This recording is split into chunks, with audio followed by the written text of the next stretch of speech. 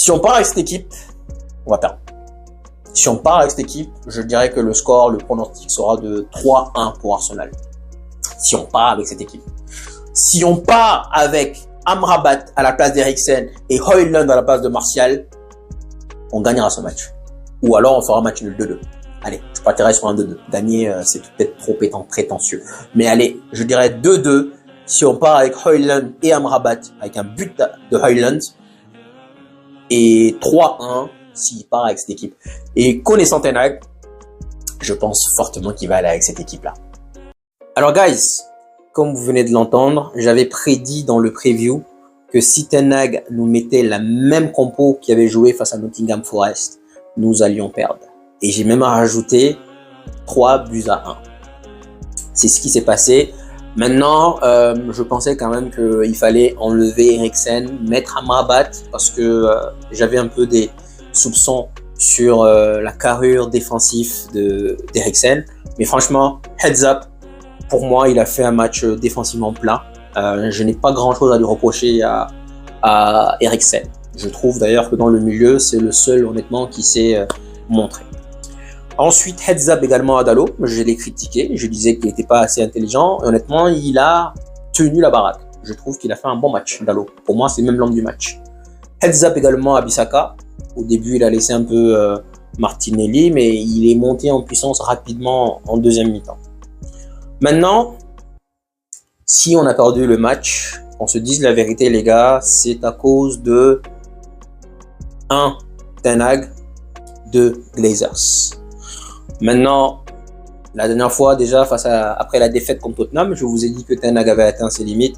Vous savez pourtant que moi, je suis le premier défenseur de Ten Hag. Et c'est ça la différence. Moi, vous voyez, j'ai pas de... Même quand j'aime quelqu'un, je n'ai aucun scrupule de venir le torcher, de venir le laver. Donc, c'est pas parce que c'est mon chouchou, vous le savez. C'est moi qui vous ai vendu Ten Hag. C'est moi qui vous ai dit que c'est l'homme de la situation. C'est moi qui vous l'ai dit. Maintenant, dans le fond, dans le jeu, on va dire que c'est pas mauvais. Je trouve qu'il y en a qui sont un peu alarmés, qui ont dit que le jeu c'est catastrophique. Je sais qu'on peut faire mieux, mais dans le fond, pour moi, dans le jeu, ce n'est pas complètement mauvais. Il y a des réglages, bien sûr, mais ça se joue sur des détails. Si Garnacho marque, si le but de Garnacho est valable, on gagne 3-1. Facile. Si Garnacho marque, Arsenal allait y aller le tout pour le tout et nous allons aller les crucifier en fin de match.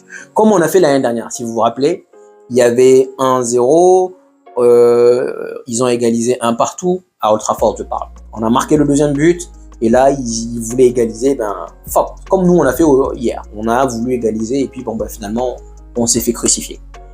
Maintenant, dans le jeu pour moi, la dernière fois quand j'ai dit que Ten Hag avait atteint ses limites, j'ai eu beaucoup de messages assez péjoratifs. Des gens qui me disaient t'as qu'à aller le remplacer, tu penses que tu es le meilleur. Non, avant d'être coach, tu es avant tout manager.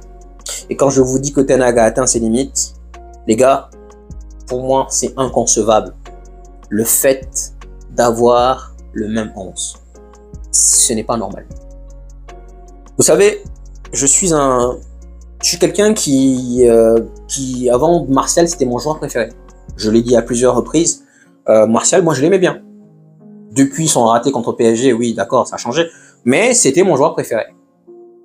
La question que je veux poser, c'est qu'a fait Anthony Martial la semaine dernière contre Nottingham Forest pour lui permettre d'être titulaire face à Arsenal?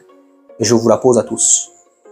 Qu'est-ce que Martial avait montré contre Nottingham Forest pour lui permettre d'être titulaire contre Arsenal? Qu'est-ce que Anthony avait fait? Bon, c'était mieux qu'avant, mais qu'est-ce qu'il avait fait pour lui permettre d'être titulaire? En fait, le problème de Ten Hag, c'est pas dans le jeu, c'est que, on l'a déjà dit, mais je le répétais, il fait du favoritisme. Et maintenant, je vais prendre 2 cas. Quand je prends l'exemple, par exemple, de Sancho. Qu'on le veuille ou non, pendant la pré-saison, Sancho était, pour moi, le meilleur joueur, en tout cas, de Manchester. C'est lui qui s'est le plus démarqué. Je pense que beaucoup seront d'accord avec moi. Et il s'est démarqué à quel poste? En poste de 9, faux 9, n'est-ce pas? Martial était blessé, il était indisponible. Et là, Martial revient, Martial est titulaire. Quel message est-ce que tu es en train d'envoyer à ton vestiaire? C'est là où je vous dis, c'est pas même moi, c'est même pas dans le jeu. Je vous dis qu'il atteint ses limites parce qu'il fait du favoritisme. Quel message est-ce que il transmet à son vestiaire? Quand ton meilleur gars, contre Arsenal, il n'a même pas eu 1 minute. C'est pathétique. Il n'a pas eu 1 minute. Quand ton meilleur gars se débrouille comme il peut, il était fit, se débrouille comme il peut, il arrive et ben tu mets quelqu'un d'autre. Tu le mets une fois, ok. Mais 2 fois, non. Et ça, pourtant, c'est un défenseur, normalement. Dans la logique, je suis quelqu'un qui devrait venir vous dire Martial, c'est un bon nanana, comme font certains parmi vous, les FC joueurs. Il y en a plein parmi vous, vous êtes FC joueurs. Moi, je m'en fous de tous les joueurs. Tous, ils n'ont qu'à aller tous se faire. Tous. Moi, ce qui m'intéresse, c'est Manchester United. Donc, moi, je suis censé être un défenseur de Martial. Je suis censé être quelqu'un qui aime Martial. Même être un défenseur de Ten Hag. Mais je n'ai pas peur de venir vous dire la vérité entre 4 yeux. Martial, comment se fait-il que Martial est titulaire? Maintenant, oui, je répète, si Garnacho marque, on gagne le match, ça change, c'est des détails. Mais en attendant, on a encore assisté pendant 60 minutes, on était à 9 contre 11. Les gars, on a tenu en échec Arsenal parce que défensivement, on était bon. Martinez faisait un bon match avant de se blesser. Dalot, impeccable. Bissaka, très bon. C'est pour ça qu'on était encore à 1 partout. On a tenu Arsenal en échec parce que défensivement, on était bon. Mais sinon, offensivement, c'était aux abonnés absents. Alors, la semaine dernière, déjà, Anthony et Martial, ils étaient... Pour quelle raison ils sont titulaires? Fais changer Ten Hag. Change. Maintenant, si moi je suis Sancho, si je suis Pellistri, si je suis n'importe quel joueur qui est sur le banc, pourquoi est-ce que je vais rentrer, me mouiller, me défoncer? Dans tous les cas, même si c'est moi qui suis à l'origine de renverser le match, semaine prochaine, il a ses favoris, je ne jouerai pas. Alors, honnêtement, ça me casse. En tant que moi, joueur, remplaçant, ça me casse mon moral. J'ai plus envie d'être là. Ça, c'est dans le sens du remplaçant. Dans le sens du titulaire, même chose. Anthony, il peut faire ses petites zigzags, il peut faire ses petites bêtises. Il sera titulaire la semaine prochaine. Dans 2 semaines, il sera là. On le sait. À partir de cet instant, pour moi, c'est la chose qui a fait que je suis devenu all out. Et je ne vais pas faire de différence pour Ten Hag. Ten Hag, ressaisis-toi. Ressaisis-toi, arrête ton favoritisme. Parce que dans le jeu hier, j'ai dit que défensivement on a tenu la baraque. Je dirais qu'on a joué, les gars, à 7. Je sais pas si vous réalisez, mais on a joué à 7 contre 11. On a, au milieu, en défense, le gardien il était là. Grâce à lui, on a pu désamorcer le pressing d'Arsenal. Donc on en a, même si, bien qu'il soit fautif sur le 2e but, je pense qu'il a une faute de main. Mais le gardien était là, la défense était là, empêcher Arsenal d'avancer, de progresser. Au milieu, on a un joueur. Vous voulez, vous le voulez pas, on a un joueur. Eriksen. Moi-même, je voulais le mettre sur le banc, mais c'est lui qui s'est démarqué. Les 2 autres, et encore une fois, je suis un défenseur de Casemiro. Casemiro n'est pas en forme, les gars. Pourquoi il joue? Je suis désolé, pourquoi il joue? Honnêtement, j'essaye, hein. J'essaye de me rappeler, j'essaye de revisionner le match. Je ne vois pas qu'est-ce que Casemiro a fait pour me marquer une chose. Honnêtement, hein, la vérité. Donc moi, je suis pas FC joueur. Je taille tout le monde. Donc pensez ce que vous voulez, c'est votre problème. Moi, je taille tout le monde. Encore une fois, c'est Manchester United. Je ne m'en souviens pas que, je sais pas qu'il a été mauvais, mais il a été invisible. Pour moi, honnêtement, j'avais l'impression que je l'ai pas vu. Même défensivement, c'était Eriksen que je voyais à la récupération. Je ne l'ai pas vu. Bruno, question que je vais vous poser également, parce que, encore une fois, 98% de la fanbase aime Bruno. Est-ce que vous pouvez me sortir un grand match de Bruno contre une grande équipe? Ça ne veut pas dire de marquer. Attention. L'année dernière, contre City, C'est lui qui égalise, mais dans le jeu, c'était pauvre. Et c'est ça le problème. Moi, je vais au-delà des statistiques. Je ne m'arrête pas aux stats. Donnez-moi un grand match de Bruno face à une grande équipe. Sincèrement, depuis qu'il est là. C'est dur à entendre, mais je vais vous le dire. Bruno, c'est ce qu'on disait de Zlatan. Grand contre les petits, petits contre les grands. Je suis désolé. Quand je regarde Madison, comment il a orchestré, c'est ça le mot, orchestré son équipe, comment Odegaard a orchestré son équipe. C'est pas parce qu'on a perdu, ou même si on avait gagné, les gars, même si Garnacho marque, j'allais dire la même chose. Quand je vois Madison orchestrer son équipe, fluidifier le jeu, je ne vois pas ça de Bruno. Bruno, oui, il est capable, on l'a déjà dit, il est capable de faire des passes lunaires, des passes magnifiques, de 30 mètres, de 40 mètres, ça c'est splendide. Mais en dehors de ça, même si Odegaard n'avait pas marqué, encore une fois, moi je me fous des stats. Franchement, je trouvais que son jeu, les gars, il est peaufiné, il est plein. C'est je prends la balle, gauche, droite, je me déplace, je suis visionnaire. Et je prends la bonne décision comme si j'étais en train de... comme un chef d'orchestre.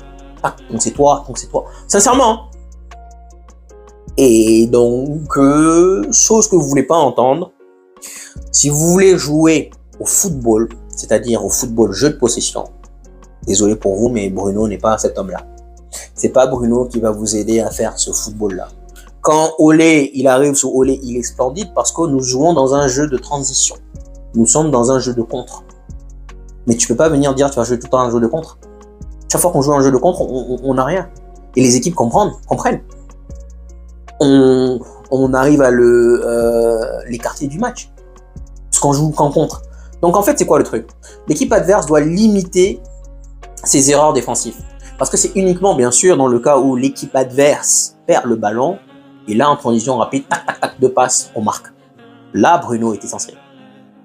Quand tu mènes au score, c'est-à-dire que si le but de Garnacho était valable, là, Arsenal allait venir, allait se découvrir, et là, on aurait pu avoir 2-3 passes supplémentaires de Bruno Fernandes. Là, parce que comme on mène, l'équipe adverse doit venir, doit sortir, doit se découvrir. Du coup, là, on a besoin de Bruno. Mais pour débloquer le score, désolé, non, les gars. Donc, je sais que oui, je vais encore me faire tailler, mais les gars, arrêtez d'être AFC joueurs. Je viens de vous prouver par Casemiro, par Martial, par Ten Hag, 3 personnes que moi j'aime bien. Je les aime tous. Mais je ne vais pas venir m'empêcher de les tailler parce que je les aime bien. Encore une fois, je m'en fous de tous. Moi, c'est Manchester United. Donc, Casemiro, invisible. Bruno, invisible. Anthony qui sert à rien. Et Anthony Martial. On a 4 joueurs qui servent littéralement à rien. Et ça, c'est qui fait la compo? C'est Ten Hag. C'est Ten Hag qui fait la compo, les gars. C'est un mauvais message.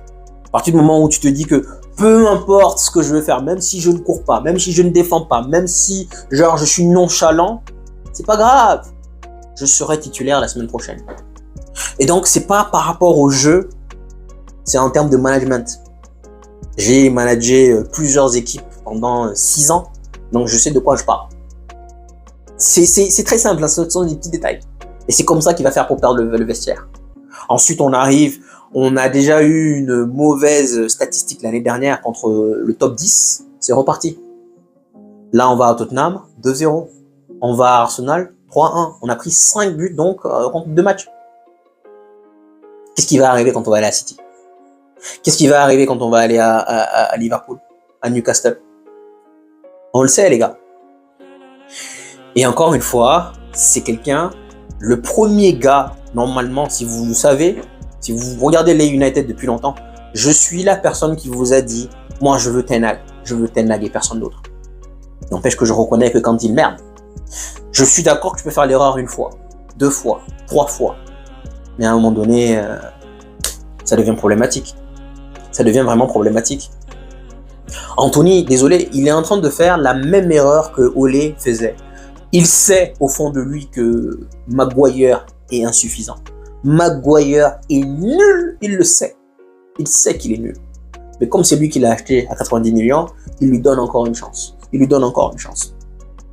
Maguire venait de se blesser. Pendant qu'il n'était pas là, je crois que c'est Lindelof qui jouait. Il revient contre Leicester, il est titulaire. Et il nous coûte 3 buts. C'est ça le début. Et Ten Hag est en train de faire la même chose pour Anthony. Exactement la même chose. Il est en train de reproduire la même chose. Il est borné. Parce que là, les gars, là, il va mettre une équipe. On le sait. Il va mettre une équipe contre Brighton. Si on gagne Brighton, il va remettre encore la même équipe contre Burnley. Alors que non. Parfois, même quand tu gagnes, c'est pas parce qu'on dit, il y a un proverbe qui dit, oui, je sais, on ne change pas une équipe qui gagne. Je ne suis pas d'accord avec ça. Même quand tu gagnes, parfois, il faut savoir comment tu as gagné. Est-ce que contre Wolverhampton, on gagne le match par rapport aux 11? On voyait qu'on était aux abois. On voyait qu'on était nuls. Mais, si de vous à moi, je pense que normalement, 95% de la fanbase sait pertinemment que il fallait changer l'équipe qui a joué contre Wolverhampton contre Tottenham. 95%. Il y a 5% qui vont être comme Ten Hag, qui vont dire allez, on ne change pas une équipe qui gagne. Mais c'est prévisible. Il y a des choses qu'on peut, comment on va dire, empêcher, anticiper. C'est logique. Donc là, il a perdu contre Tottenham. Il a eu à faire des réglages. En même temps, il n'avait pas de choix, il a eu des blessés. Donc il fait des réglages, il met Eriksen. Et je vous garantis que si Mount ne se blesse pas, Eriksen ne rentre pas. D'accord. Donc là, il met Eriksen. Il fait des changements. On gagne le match. Et qu'est-ce qu'il fait? Il reconduit la même équipe. À domicile et à l'extérieur, c'est pas la même chose. C'est pas la même chose. Casemiro, il est pas en forme. Tu le mets sur le banc. Casemiro, transparent. Tu le mets sur le banc. Et là, donc, face à Brighton, il va mettre en équipe, j'imagine que si jamais il veut introduire Amrabat, la personne qui va enlever, ce sera qui selon vous? Bruno? Non. Casemiro? Non. Il va enlever Eriksen. Il va enlever Eriksen. C'est ce qu'il va faire. Pourtant, dans le milieu aujourd'hui, c'est le seul qui a fonctionné. C'est le seul qui a joué au foot. Les autres, ils étaient aux abonnés absents. Mais donc, managementement parlant, si c'est Eriksen que tu enlèves, c'est-à-dire que ce n'est pas tes performances, c'est du favoritisme que je fais. Et c'est pour ça que je vous dis qu'il a atteint ses limites. Et vous voulez pas, au fond de vous, vous savez que j'ai raison. Vous savez que j'ai raison. C'est du management, c'est du logique. C'est logique. Donc là, maintenant, si contre Brighton, il veut introduire Amrabat, il va enlever Eriksen, cela signifie que le meilleur joueur du milieu de terrain va sur le banc, et donc ce n'est pas la compétence, la performance qui joue. C'est là le problème. Ce n'est pas la performance qui joue. C'est le favoritisme. Quel message tu fais passer? Donc pour n'importe quel joueur, pour les autres qui se disent ça sert à rien de venir me défoncer, c'était le cas pour Van de Beek, Bailly et autres, parce que dans tous les cas, semaine prochaine, je vais sur le banc. Et les autres qui se disent ça sert à rien de me défoncer, dans tous les cas, je suis titulaire. Motivation, management, c'est là où je vous dis qu'il a atteint ses limites. Donc, si jamais il enlève Eriksen dans 2 semaines, il met Amrabat, on gagne le match, même si dans l'équipe, vous savez, parfois on n'a pas besoin d'avoir les 11 joueurs qui soient bons. Même si dans l'équipe, on gagne le match, même si dans l'équipe, aujourd'hui on aurait pu gagner le match, hier on aurait pu gagner le match, si Garnacho marque, je pense qu'on gagne le match. N'empêche que même si on gagne le match, on peut dire que Bruno a été catastrophique, Marcel a été nul à chier, Casemiro transparent, invisible. On aurait pu gagner le match avec 4 joueurs aux abonnés absents. Donc c'est pas parce que tu gagnes le match que les 11 joueurs ont été bons dans ce qu'ils ont fait. Vous voyez ce que je veux dire?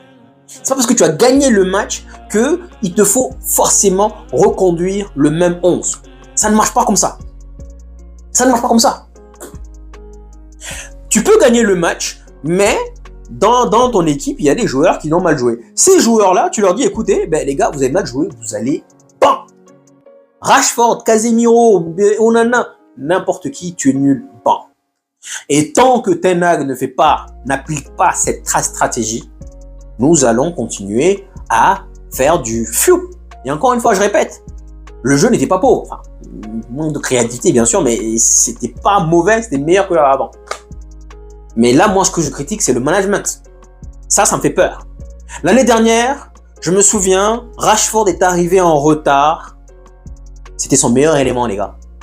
Il n'a pas hésité une seule seconde de le mettre sur le banc. Et c'est ce même Rashford qui est rentré en fin de match, nous marquait le but de la victoire contre Wolverhampton, on gagne 1-0. Vous vous souvenez? Il a touché son ego, réaction du joueur. Si tu touches pas l'ego du joueur, comment veux-tu que le mec y réagisse? Comment voulez-vous? Tariq, quand on a viré Rangnick, il a mis Bruno sur le banc. Bruno est monté, il a fait une passe décisive, un but ou je sais plus quoi. Toucher l'ego du joueur. Chose que Ten Hag a changé. Il était ruthless l'année dernière et cette année je le trouve un peu mou. Je trouve que comme chaque entraîneur, malheureusement, la première année c'est leur personnalité et la deuxième année ils deviennent des petits dindons, des mecs qui rentrent dans le train. Et c'est pour ça que la deuxième chose, quand je disais tout à l'heure, on a perdu le match pour 2 raisons. La première raison, c'était Ten Hag. La deuxième raison, ce sont les Glazers. Comment vous expliquer que là, oui, Ten Hag, il n'est pas béni, hein. Faut se dire la vérité. Il y a Martinez qui se blesse. Mais bon, ça, c'est un autre débat. Comment vous expliquer qu'on se retrouve en fin de match avec la charnière centrale de Leicester? Je vous ai dit il y a quelques temps, je vous ai dit que Evans allait probablement signer. C'est juste du formatage, les gars. Dans quel film est-ce que Arsenal, Leeds City, Evans et compagnie, ils sont pas le même âge? Je me demande s'ils sont pas le même âge. Je sais pas. En tout cas, Evans a 37 ans. Est-ce que vous voyez, oublions le fait que compagnie soit entraîneur. Est-ce que vous pensez que si City se retrouve dans des problèmes, est-ce que vous pensez qu'ils allaient aller chercher compagnie pour jouer? La réponse est non. Et vous le savez, la réponse est non. Totalement. Alors nous, on va chercher un ancien joueur qui s'est fait reléguer l'année dernière avec son club pour nous faire croire qu'il est bon. Le deuxième but, les gars, c'est un sketch. C'est vraiment un sketch. Rice a le temps de contrôler la balle, de regarder où il va tirer. Il n'y a personne. Et pourtant, on a les deux qui sont là. On a Evans et on a Maguire qui sont en train de le regarder. En mode waouh, Disney. Il a eu tout le temps. C'est comme vous voyez quand, lors d'un film d'action, on est là, après on met une scène en ralenti. Donc c'est ce qu'il a fait. Il a fait. Il a contrôlé la balle. Et là, il shoot. On a les deux défenseurs. Faute de main d'Onana. Il aurait pu l'arrêter. Il aurait dû l'arrêter. Mais les gars, on devait aller avoir Todibo. Un club digne de ce nom devait aller chercher un défenseur central. Un bon défenseur central. Il est hors de question, je suis désolé, les blessures ça arrive. Il est hors de question qu'on finisse le match avec Evans et Maguire. C'est un sketch. Donc, les gars, si vous voulez, il y a une photo que j'ai vue récemment où j'ai vu que Milan AC s'est sacrifié. Sacrifié en disant qu'ils aiment leur club, ils veulent aller voir leurs joueurs, mais ils refusent catégoriquement d'aller leur donner de l'argent pour les obliger à vendre. Et ça, c'est quelque chose que je vous dis depuis tant. Depuis que j'ai commencé les United, je vous dis ça. Donc ça veut dire 2 ans et demi que je vous répète les mêmes choses. 3 ans, excusez-moi. 3 ans que je vous dis d'arrêter de dépenser votre argent dans la poche des Glazers. Vous voulez pas le comprendre? Ne vous plaignez pas. Ne vous plaignez pas, les gars. Honnêtement, je trouve que franchement, hein, c'est pas que je veux me la péter, mais je pense que je devrais avoir une chance d'aller analyser, être consultant, recruter. Pas recruter, mais qu'on me prenne comme un consultant. Je vous jure que dans les 6 mois, qu'on me donne un contrat, je vous jure, qu'on me donne un contrat, pas recruter, parce que si je suis recruté, je vais peut-être devoir obéir aux ordres, mais qu'on me donne un contrat en tant que consultant. Je vous jure que dans les 6 mois, je vais régler tous les problèmes de Manchester United. Tous. Tous. Si on me donne le pouvoir de parler à qui que ce soit, je veux parler à Ten Hag, je lui dis écoute, ça, c'est pas bon. C'est vrai que t'as acheté Anthony, c'est vrai, ouais, mais il est nul, il sert à rien. Mais nous Pelestri, Garnacho fait en quasiment 2 minutes ce que Anthony n'a pas su faire en 4 matchs. En 4 matchs, Anthony n'a pas su faire ça. Pourquoi il joue? Et c'est valable pour n'importe quelle société, hein. C'est mon travail. Rentrer, analyser et régler les problèmes. Et c'est...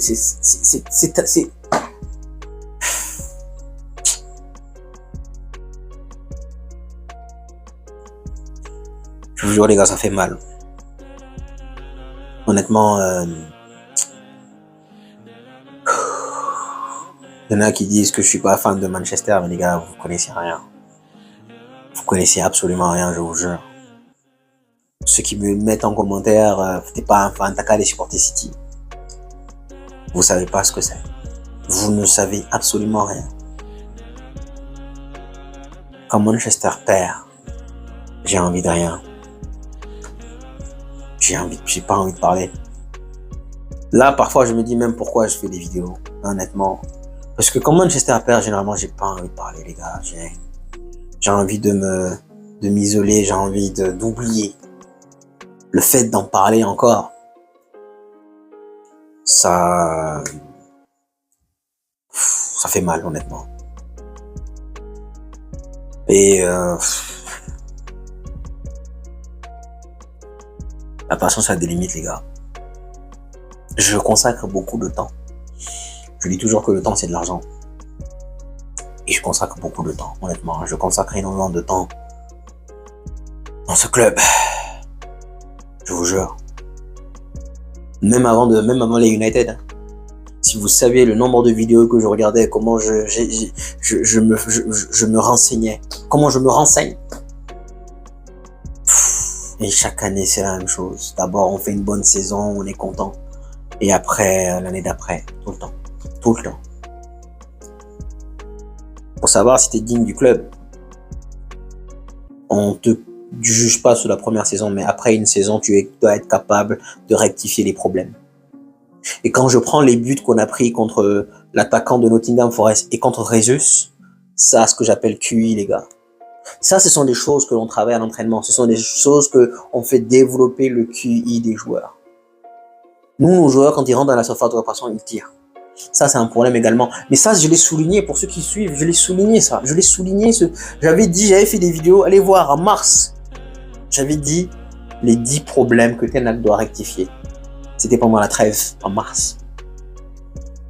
Et pourquoi je vous ai dit que Ten Hag a atteint ses limites, c'est parce que il n'en a corrigé aucune. Aucune. Donc moi, quand tu arrives pendant un an, même Olé, hein, pendant un an, je ne te critique pas. Pendant un an et demi, même j'ai envie de dire. Olé, je suis devenu Olé out à partir du match de Burnley, où on perd 2-0 à Old Trafford. Et là, ils viennent nous dire qu'on n'a pas eu de chance, alors que Burnley nous avait étouffés. Nous avait explosé ce jour-là. Et donc là, je ne suis pas encore Ten Hag out, mais je pense que ça va finir comme ça, tôt ou tard.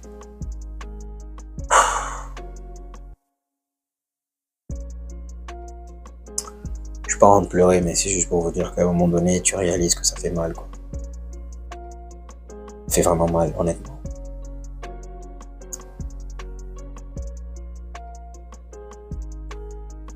Allez les gars, prenez soin de vous.